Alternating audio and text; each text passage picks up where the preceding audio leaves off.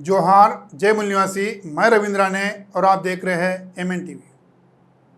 आज मराठा आरक्षण की जो सुप्रीम कोर्ट में सुनवाई होने वाली है उस पर बात करेंगे। मराठा आरक्षण का मामला सुप्रीम कोर्ट में पहुंचने के बाद देश भर में आरक्षण की व्यवस्था पर सवाल उठने लगे हैं। मुंबई उच्च न्यायालय ने मराठा आरक्षण को स्थगिति नहीं दिया। अब मराठा आरक्षण के साथ साथ देश की सर्वोच्च न्यायालय ने सभी राज्य सरकारों को नोटिस थमाकर आरक्षण व्यवस्था पर जवाब मांगा है। क्या आरक्षण की सीमा 50% से ज्यादा बढ़ा सकते हैं? इस सवाल के बाद कोर्ट ने सुनवाई को 15 मार्च तक टाल दिया है, जिसके बाद अब राजस्थान, गुजरात, हरियाणा, महाराष्ट्र में एक बार फिर से आरक्षण पर संग्राम मच गया है। अगड़े और पिछड़ों के नाम पर विवाद शुरू हो गया है। महाराष्ट्र में मराठा आरक्षण पर मचे संग्राम के बीच देश की आरक्षण की व्यवस्था सवालों में है।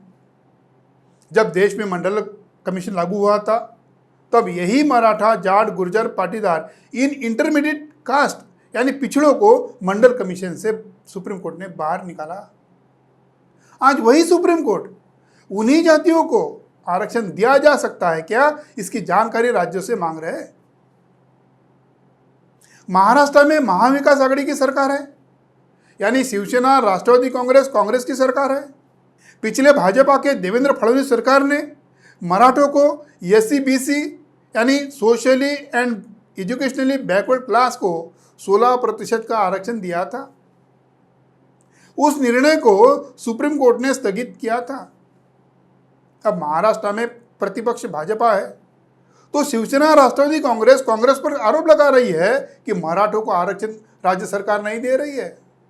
अब सवाल यह है कि गुजरात में भाजपा की सरकार है तो भाजपा की सरकार पाटीदारों को आरक्षण क्यों नहीं दे रही है? हरियाणा में भाजपा की सरकार है तो जाट समुदाय को भाजपा की सरकार क्यों नहीं दे रही है? राजस्थान में तो कांग्रेस की सिंगल मेजोरिटी की सरकार है, वो भी कांग्रेस गुर्जरों को आरक्षण क्यों नहीं दे रही है? राजस्थान में गर्ग कमेटी ने 2017 की सिफारिश से गुर्जरों को OBC के मोस्ट बैकवर्ड क्लास बनाया था। उनको 1% भी फायदा नहीं हुआ है। आरक्षण यह विषय केंद्र सरकार के अधीन होता है। केंद्र सरकार ने जिस प्रकार किसी आंदोलन, किसी चर्चा के बिना 102 की जो घटना दुरुस्ती करके 10% आरक्षण सवर्णों को दिया था। मराठा आरक्षण का मामला लगभग 17-18 सालों से चल रहा है। आरक्षण व्यवस्था की शुरुआत महाराष्ट्र के कोल्हापुर संस्थान में छत्रपति शाहूजी महाराज के द्वारा हुई थी, वो भी 26 जुलाई 1902 को हुई थी।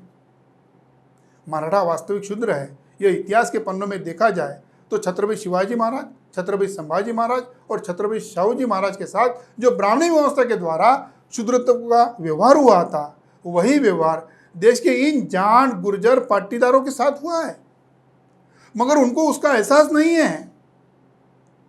छत्रपति शाहूजी महाराज की वजह से मराठों को आरक्षण के प्रति एहसास हुआ है और जागरूकता बड़े पैमाने पर निर्माण हुई है। बड़े बड़े मोर्चे भी निकले हैं। सुप्रीम कोर्ट के सामने आरक्षण की मर्यादा 50% से ज़्यादा देने वाले तमिलनाडु राज्य का निर्णय है और 50% से ज़्यादा आरक्षण की मर्यादा नहीं बढ़ा सकते हैं, वो इंदिरा साहनी मामला भी सामने है। इन दो निर्णयों की कैची में सुप्रीम कोर्ट फंसा है। सुप्रीम कोर्ट 15 मार्च से 17 मार्च तक मराठा आरक्षण के मामले में सुनवाई करने वाला है।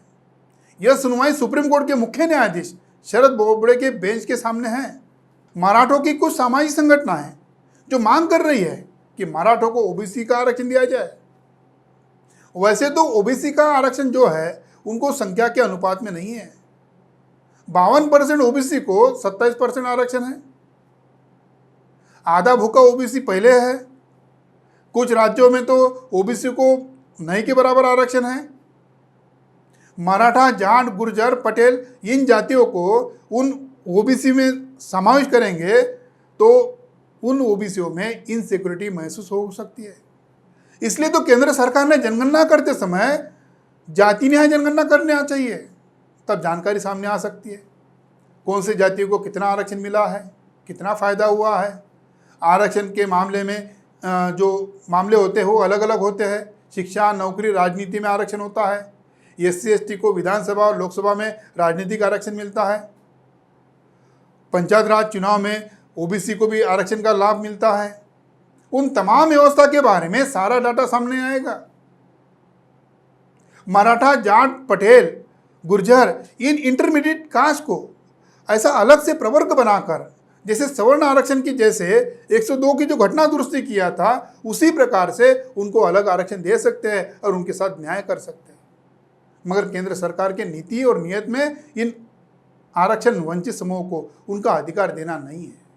राम मंदिर का वनवास तो राम मंदिर बांधकर खत्म हो रहा है, मगर मराठा आरक्षण की मांग 17-18 साल का वनवास जो चल रहा है और बाकी इंटरमीडिएट कास्ट का जो वनवास चल रहा है, मगर इस राम राज्य में खत्म होने वाला नहीं है। आज के लिए इतना ही। सभी दर्शकों को धन्यवाद।